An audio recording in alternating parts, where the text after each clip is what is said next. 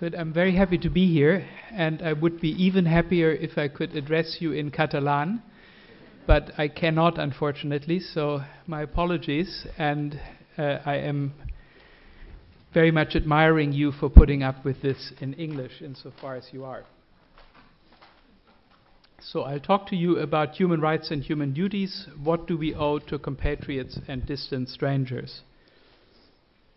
Let's start with the way in which the United Nations and its sub-organizations think about human rights. They distinguish between three different counterpart duties: negative duties to respect human rights, positive duties to protect human rights, and positive duties to fulfill human rights. The distinction between negative and positive duties is that you say that a duty is a negative duty if it requires that you refrain from doing certain things. You must not do certain things in order to satisfy a negative duty. A positive duty requires that you take action, that you do something actively in order to fulfill that duty. So negative duties to respect means that you don't torture, you don't deprive people of food, for example, whereas positive duties require that you actively intervene in the situation to help people and improve their situation. Now, people have then drawn a distinction within the positive duties to fulfill between duties to provide and duties to facilitate. The duty to facilitate was first articulated in the middle 1990s by the Office of the High Commission of Human Rights in connection with an explication of the right to food. So here the idea was that we should not only recognize a duty to provide food to people who don't have food, but we should also recognize a duty to make it the case that people do not fall into hunger too often, that institutional arrangements are in place that ensure an ample food supply for people. And so facilitation has to do with creating institutions that make food supply secure, or in general that make human rights secure. And this duty to facilitate is often qualified by the phrase progressive realization, which is another way of saying you don't have to do it very quickly. You can take your time doing it. So it's one of the UN euphemisms. Now, I think we should similarly distinguish also within negative duties between negative duties not to violate human rights interactionally, not directly to harm people, and duties to not to violate human rights institutionally. So I think a great deficit in our thinking about human rights is that we overlook the way in which we violate human rights through the institutions that we impose.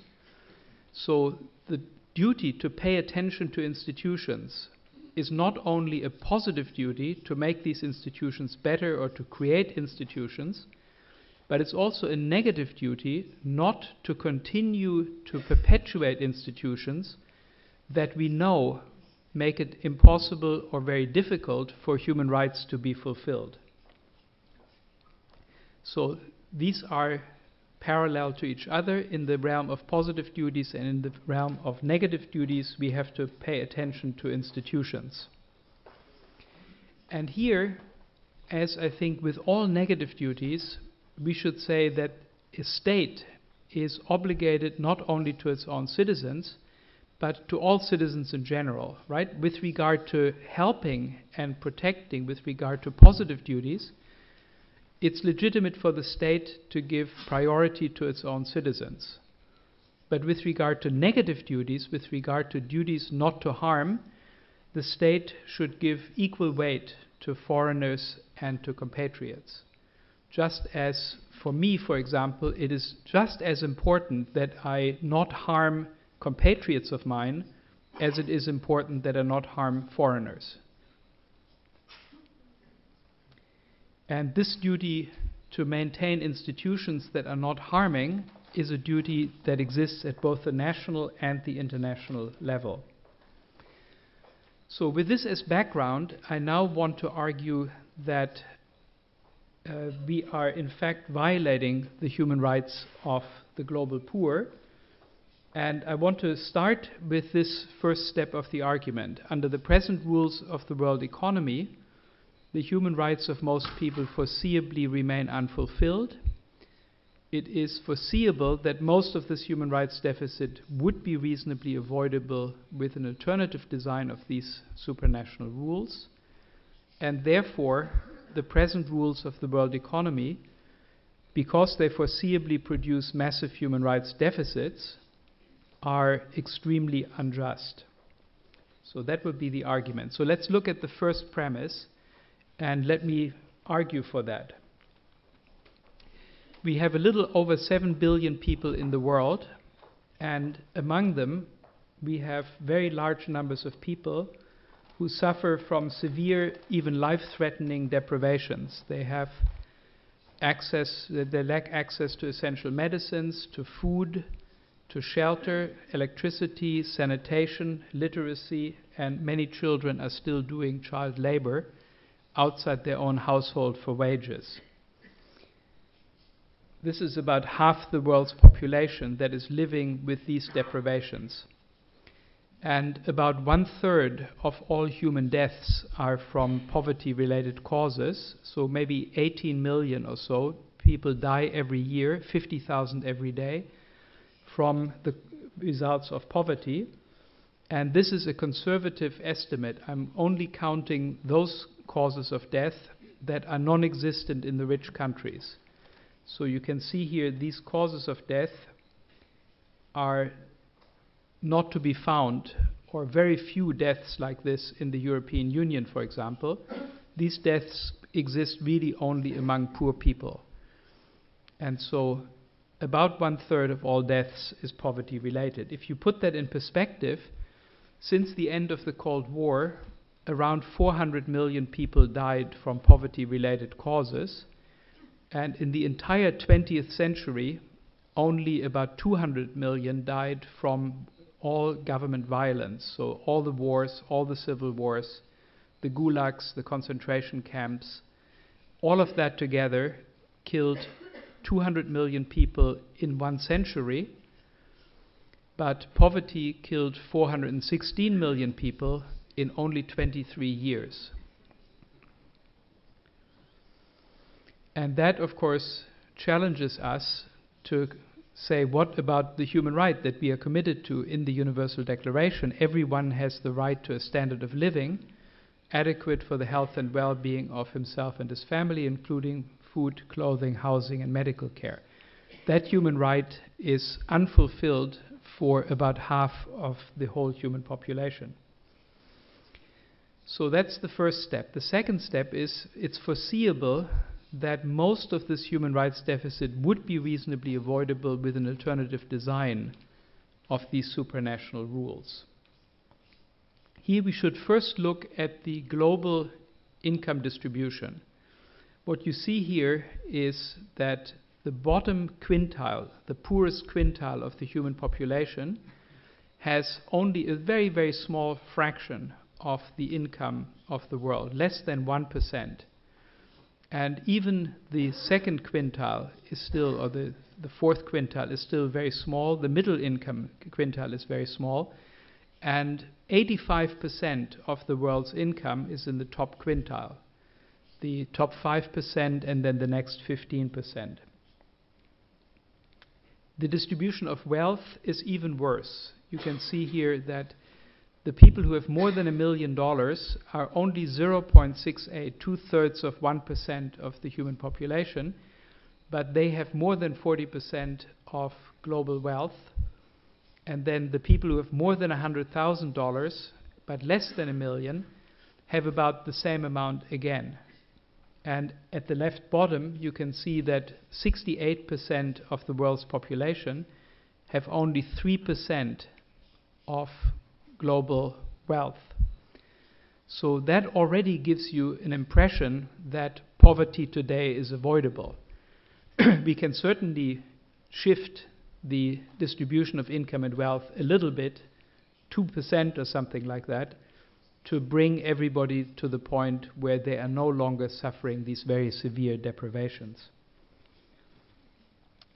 Now, when you make this argument, people argue against it, and they say, but don't you know that poverty is getting better? It's getting better, and we are celebrating the Millennium Development Goals, and we are celebrating our great progress against poverty. I have two responses to that, maybe three responses.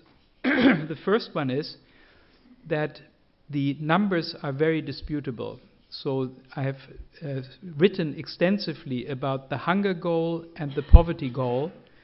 And unfortunately, our friends at the United Nations are spending a lot of creative energy to manipulate the numbers so that they look good. It is a very long story, a very complicated story, but which I have no time for today, but it is worth thinking about it. Don't just trust in these numbers when you read them in the newspaper, but do your own research and look at the back of the books and see how they measure hunger and how they measure poverty and how minimal these thresholds really are. Good. A second thing you should always remember is that the poor would have done much, much better if they had only kept pace with global economic growth. So if you think of the world's social product as a pizza, the pizza is growing, but the slice of the poor is always shrinking. So maybe in total the poor have more, but the angle, right, the share that they get is getting smaller and smaller. So poor people would have done much better if they had only kept pace with global economic growth. And they did not, as I will show you in a moment. And the most important point that you must remember is we should measure how well we are doing with regard to poverty, not by saying, are the poor better off than they were 30 years ago, but by saying, how much worse off are the poor than they could be today, right? So if somebody tells you that slavery was better in 1840 than it was in 1800, you would not be impressed. You would say, well, slavery is still unjust even in 1840 because there's no need for it. We can just abolish it. And similarly, we should say the same about poverty. Maybe poverty is better than it was 40 years ago, but if it is avoidable, then the poverty that we still have is still a crime. So here, a bit about history is important. Many people think that poverty has always existed, and so it is just, you shouldn't get excited about poverty. It's like death, you know, death has always existed, and grow up, learn that you will die one day and accept it. But poverty is very different today from the historical poverty. The historical poverty was unavoidable. 500 years ago, it was impossible to avoid large numbers of people living in this kind of poverty. Today, it is very easily possible to avoid that, and so today, this poverty is much more of a moral problem than it was in the old days. 2% of global household income is what we need to end poverty, and that is a relatively easy achievement. Another counter-argument that people often give me is that they say that poverty is caused by local causes. It is not caused by any global institutions. It's caused by local factors which are different in each situation. Some countries are landlocked. Some countries are badly governed by some dictators. Some countries have lazy people in them. So there are different reasons, but the causes are local. And the argument they give is they say, look, if you look at the world in 1950, there were many poor countries, and some of these countries have done very well, and other countries have done very poorly, so therefore it must be local factors that explain the difference. Now, I have two arguments against that. The first one is that the argument is a non sequitur. it simply doesn't follow from the fact that different countries or different regions do differentially well that the causes must be local. So let me give you an analogy, right? I teach at a university called Yale, and at that university, when I teach at the end of the semester, some people have learned a lot and other people have learned very little. Doesn't happen here in Catalonia, I'm sure. So can you conclude from that the quality of the teacher doesn't matter? Can you conclude that? No, right? But that's the argument. The argument is, look, there are big differences in poverty eradication in this country and that country, Korea versus Ghana and so on, so therefore it can't be the global order. If that's a good argument, then the parallel argument about the teacher is also a good argument. There's differences in the student performance, and so therefore the teacher cannot be to blame. It can't be the teacher, right? Now the truth about the teaching is, of course, that yes, local factors matter, but the teacher also matters. If the teacher were better, all the students would do better. If the teacher were worse, all the students would do worse. And by selecting certain course materials and a certain teaching style, I will cater to some students. They like that style and they like these materials. It's better for them. And other students will maybe do worse than they would have done if I had taught in a different way. And even some student-specific factors, like motivation, for example, are affected by the teacher. If the teacher is very sexist and makes sexist jokes, then maybe some of the students don't listen to the teacher anymore. And so they are not motivated and they don't perform well, they don't learn a lot. But again, it's apparently a student-specific factor, but it's really the teacher who causes these differences in performance of the students. And the same, of course, is true with regard to institutions, global institutions, and poor countries. That different ways of designing these institutions are better for some countries and worse for other countries. So China, for example, was thriving under the existing institutional arrangements, but for some African countries, the existing arrangements are really terrible. And so these global institutional arrangements matter, and you cannot refute that they matter by simply saying that poor countries perform differently well. So what are the important parts of our supranational institutional architecture that have an influence on poverty and the persistence of poverty? That influence goes on two routes. To some extent it goes directly, and to some extent it goes through the influence of national institutional arrangements. So I'll give a few examples. One that we are all familiar with is protectionism. So the rich countries said that we want to open all the markets in the world with the World Trade Organization. They did that in the middle 1990s. And then they said, but there's one exception. We don't want to open our markets, really. We want to open only your markets, and our markets we will continue to protect with tariffs, with duties, with quotas, with subsidies, with export credits, and so on.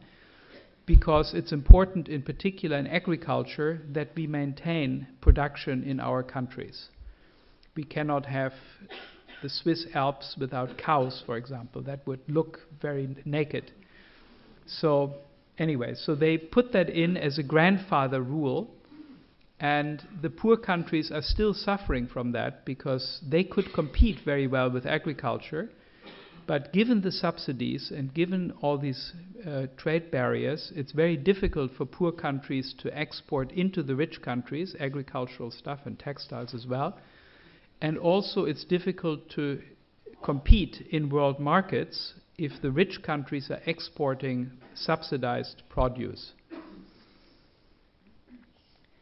Pharmaceuticals is another example. We insisted on very strong intellectual property rights, and these intellectual property rights lead to very high prices for medicine, and so poor people cannot buy advanced medicine that is simply too expensive for them, and many, many people die because they cannot afford to buy these medicines. The medicine can be made very cheaply, and generic companies in India and other countries used to produce them very cheaply, but now it's illegal to do that under the new rules that were imposed by the World Trade Organization. So India, for example, had very weak patent laws before 2005, where generic companies could mass produce medicines very cheaply, and under the new rules, which are mandated by the WTO, these companies can no longer provide cheap medicines to customers in India and in the developing world. And as a result, again, many poor people have died for lack of medicine. Pollution rules. Normally we say that if people cause damage to others, they have to pay for the damage. But the damage that we cause through our pollution, for example, the big typhoon in the Philippines very recently, we don't pay for that damage. Rich people are consuming the stuff that is made with pollution, and poor people are much more vulnerable than rich people to the effects. Then we have illicit financial flows, basically dirty money. So the Western banking system is very willing to accept dirty money. For example, money that is stolen by politicians and government officials. In China and in many other developing countries, this money is welcome into the accounts in Switzerland, in Singapore, in Bahamas, in Delaware in the United States, in the United Kingdom, in the city of London, and so on. There are everywhere bankers very happy to accept this money and to make that money secret. And again, that is a great outflow. Similarly, multinational corporations are routinely not paying taxes in the developing world. How do they avoid paying taxes? Well, they avoid having profits in those countries, and they avoid having profits in those countries by shifting their profits into tax havens. How does that work? For example, if you produce in India and you sell in South Africa, you first sell from your Indian subsidiary to your Bermuda subsidiary at a low price, so there is no profit in India. Then you sell from the Bermuda subsidiary to South African subsidiary at a high price, so there's no profit in South Africa. All your profit is in Bermuda, and in Bermuda there are no taxes to be paid on profits. So multinational corporations, not just one or two, but all of them, are avoiding taxes in poor countries. They simply don't pay taxes there, and so poor countries lose enormous amounts of money through these manipulations, because the goods never go to Bermuda, and it's simply an invoicing trick. And these illicit financial flows in turn breed corruption and civil war, because it is so lucrative for people to take power in one of these poor countries, because they can then steal money and bring the money abroad into safety. Then we have the 4 privileges. That's basically a rule of our international order, which says that any person or group that exercises effective power in a country can sell the resources of the country and borrow money in the name of the whole country. So if you, with your soldiers, if you occupy the presidential palace, you get these privileges. You get the right to confer legally valid ownership rights and resources, and you get the right to borrow in the name of the whole country, to impose repayment obligations on the country, even though you were not elected by anybody and you are not governing in the interest of the people. So this is again a very detrimental rule. It's a good rule for us because we can buy resources from anybody who happens to be in power, but it's a terribly oppressive rule for the people because their resources are taken away and much damage done in the process, and at the same time the money for these resources is given not to the owners, the people, but to this dictator who is using the money to keep himself in power. And that's also where the arms trade comes in. The arms trade is another terrible feature of the existing supranational order, where these same people who govern without the consent of their people maintain themselves in power thanks to the weapons that the West is delivering to them. So in all these different ways, we have an institutional order that is designed by the rich for the rich and is detrimental, very harmful to the interests of poor populations. Now, why is the supranational order, why is it so hostile to the poor? An important feature here is regulatory capture. Rules that we have at the supranational level and also at the national level, of course, have important distributional effects. Depending on what the rules are, the distribution of income and wealth will be different. It will be affected by the rules. And so people fight over the rules. Everybody tries to manipulate the rules, tries to bend the rules, try to influence the rules in their own favor.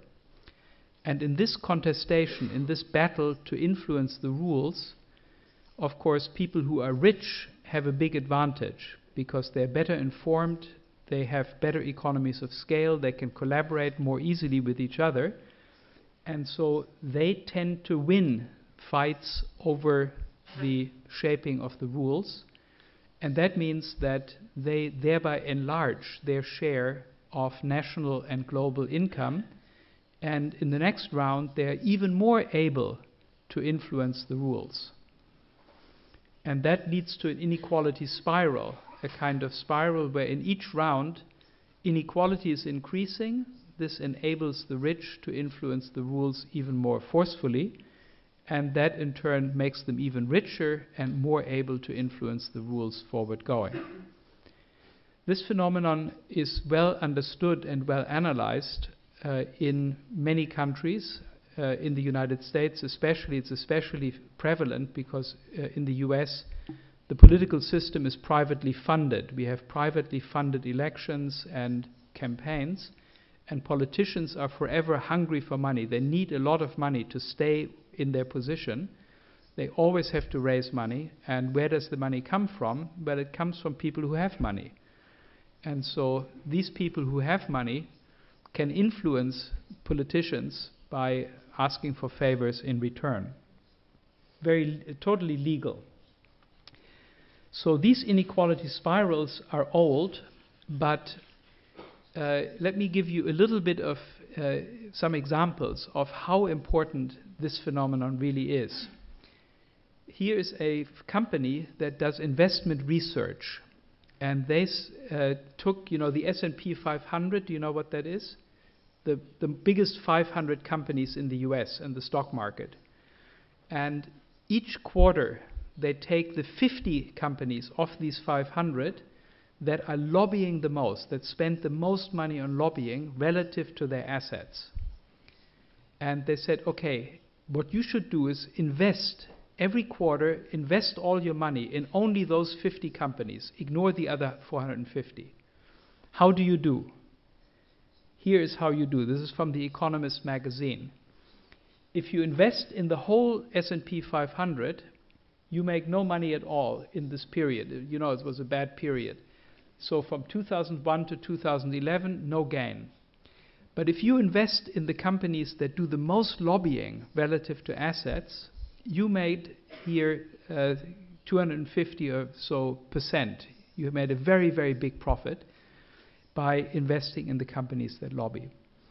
Here's another example, an article by 3 economists, and they analyzed one lobbying success, which was a bunch of companies, around 87 companies, lobbied the US Congress to get a tax holiday. A tax holiday is a short window where companies can bring money from tax havens back into the United States. Normally they have to pay 35% taxes when they do that, but during the tax holiday they had to pay only 5.25%, 85% discount. And so the companies lobbied, they got the tax holiday, and for each dollar that the companies spend on lobbying, they got $220 in tax reduction. So that's a very good return, right? So it's just one further example of how this lobbying really pays. Now, there's one new thing about lobbying, and that is that now you can lobby not only nationally about national legislation, but you can lobby internationally about international rules. And this is really the very big new thing which makes lobbying much more powerful than it was before. Because at the international level, you can be much more successful in lobbying than you can be at the national level. The reason is there's no democratic counterweight, there's no democratic resistance to your lobbying, there is no transparency, because what is negotiated internationally among government representatives is typically secret, and they only publish the result at the end when the treaty has already been signed and concluded. And also at the international level, you can always dismiss moral restraints. You can say, well, it is not very moral what we are doing here, but you have to understand international relations is a jungle. And in this jungle, we, the good guys, are competing against the Chinese. And the Chinese are not moral, you know? And because they are not moral, we cannot be moral, unfortunately, because if we are moral internationally, we are fighting with one hand behind our backs, tied behind our backs, against the Chinese, who of course use both hands. And the Chinese say the same thing about us, of course. Did you know that?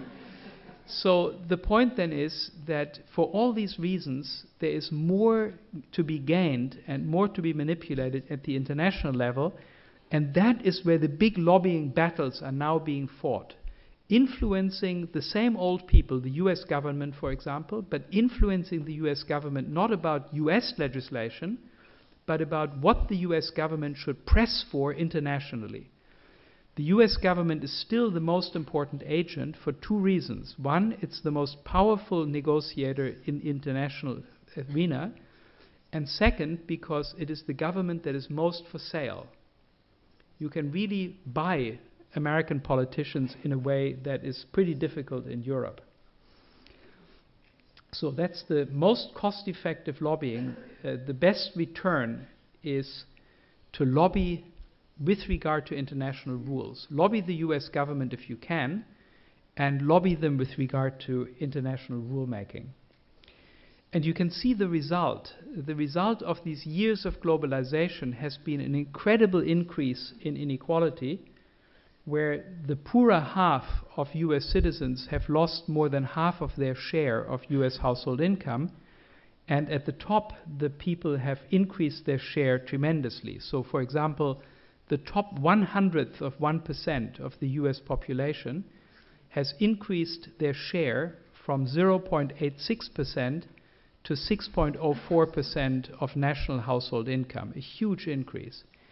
And these are only 30,000 people, that's it, 30,000 people, and they have now half as much income as the lower half of Americans, 156 million people, and they also have more income than the poorest 35% of the world's population. So these 30,000 people have more income than 2.5 billion people at the bottom of the human income hierarchy. Here is the same information once more. You can see tremendous gains at the very, very top of especially the US income. It's a general phenomenon. In most countries, inequality is going up, but in the US, it's going up in a hurry. It's going up very, very fast. And you can see here also that this is not old. This started in around 1980, and in the period from 1928 to 1980, inequality was going down, actually. The country was becoming more and more equal, and now it is as unequal as it was in the late 1920s before the Great Depression, maybe even a little bit more unequal than it ever was before. Globally, we see the same phenomenon. Globally, this is the deciles, each tenth of the human population. We can see that the top 5% at the bottom of this diagram, they gained 3% of global household income, and the 30% at the bottom, they lost a large share of their, a large part of their share of global household income. So again, what I told you earlier, if the poor would have done much, much better, if only they had kept pace, if only they had stayed in place relative to the rest, if they had participated in global economic growth proportionately. This is the same information again in a diagram. This is the development over 20 years, from 1988 to 2008. And what you can see here, the big winner is the top 5%. The top 5% increased their share dramatically. The middle quintile also improved, but the lowest quintile, the poorest quintile, lost a great part of their share of global household income. That's the red rectangle there. They had just over 1%, and now they have less than 1% of global household income. So the key facts again, the top 5% gained 3% of global household income, which is as much as the bottom half of humanity had left at the end of the period. So just what the top 5% gained is as much as the lower half has altogether. And had the poorest 30% held steady, they would have been 21% better off. And had the poorest half been allowed to have the gain that in fact went to the top 5%, poverty would already be finished. So we don't need a big heroic effort to end poverty. All we need is exactly the amount that the rich gained over that 20-year period, that amount going in the opposite direction. And this is what it would look like. This is what we need, right? That would finish all severe poverty in the world if we could make the bottom two quintiles a little better off. Give them 2 or 3% of global income extra. And that means that the rich don't give up anything, but they don't gain additional income shares.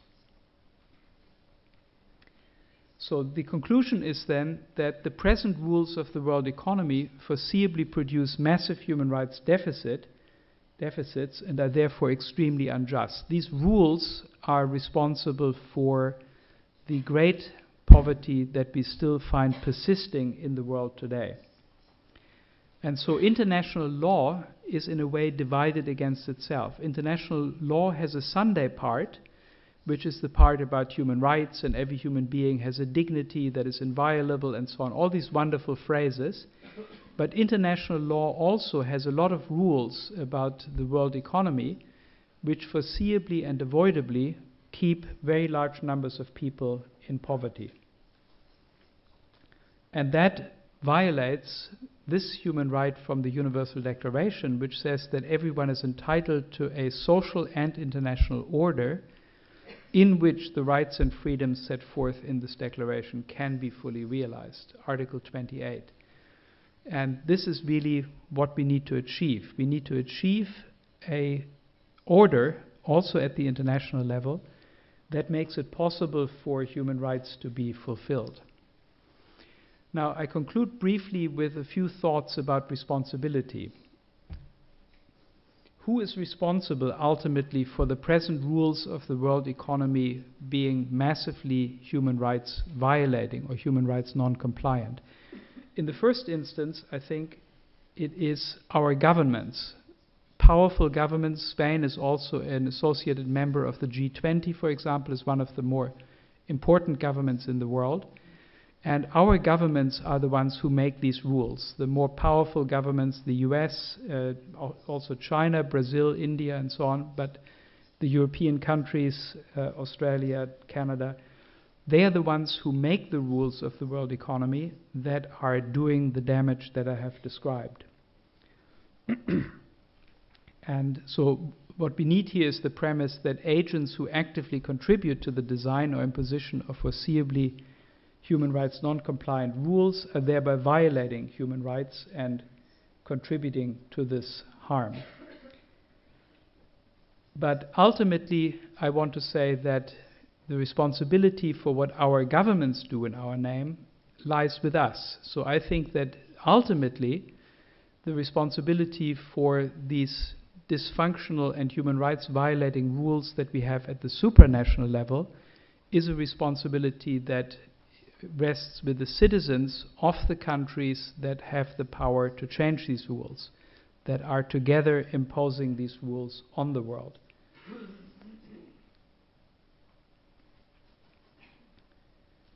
And so I conclude then with this thought, that if you think about our relationship to poor people in the world, you normally think of these poor people as being our least important responsibility. We say, yeah, you should help the poor, you should do something and give a little money to Oxfam or a little money to Save the Children or to Médecins Sans Frontières occasionally. But certainly our compatriots come first Catalonia, then maybe Spain, then maybe Europe, and then maybe people in distant countries. And that is reasonable when you think about helping, right? You help your friends and your family first, and then you help outward to more distant strangers. But what I'm saying is that this is not about helping. This is about harming. We are positively, actively harming through our government, through the rules that our government together with other governments is imposing. We are positively harming people. We are keeping people in poverty. And when it's a matter of harming, then this priority of the near and dear loses its force. So, for example, if you say, imagine somebody comes to you, some fellow Catalonian, and says, look, I was on vacation recently and I killed a child because I was driving very, very drunk. But you know, it's not so bad because I did that in Mexico. And you know, in Mexico, I was in this remote corner of Mexico. There were no Catalonians there, so I was not endangering anybody. Driving drunk in that part of the world is okay because there were no compatriots nearby. We would all say, this guy doesn't understand morality, right? If you are endangering people, if you're harming people, it doesn't matter whether these people are your relatives or whether these people are distant strangers. Harming is not sensitive to this gradient of concern that fades outward from the near and dear to distant strangers. And so the first point is then that I want to upgrade these negative duties that we owe to foreigners. I want to say that negative duties owed to distant strangers are as important as negative duties owed to compatriots. And that basically means that our responsibilities with regard to poor populations are much more serious than most people believe. Most people think it's just a matter of helping very distant strangers, not so important. But my point is, we are harming them, and that is very important, and it doesn't matter that they're distant strangers. It is as important as it would be if they were compatriots. So what shall we do then in order to meet our obligations with regard to poverty? The most important thing we should do is work together for political change. Make sure that the interests and needs of poor populations are present when rules are negotiated at the international level. Pressure our government to take these obligations seriously and to try to do what it can in negotiations with other governments in bringing the interests and needs of poor populations to the consciousness of decision makers, and make sure the rules that they negotiate are less hostile to the global poor. And the second thing we can do is to try to do something through NGOs, for example, or through intergovernmental organizations to protect the poor from the harms that these institutional arrangements do to the poor. And here, that is, of course, a very conventional thing to do. We all do that occasionally, but we should do it with a different consciousness and with a different sense of urgency. It's not a matter of helping distant strangers, but it's a matter of compensating for the harm that we are involved in producing through our government, through that alliance of governments that are imposing these rules. Thank you very much.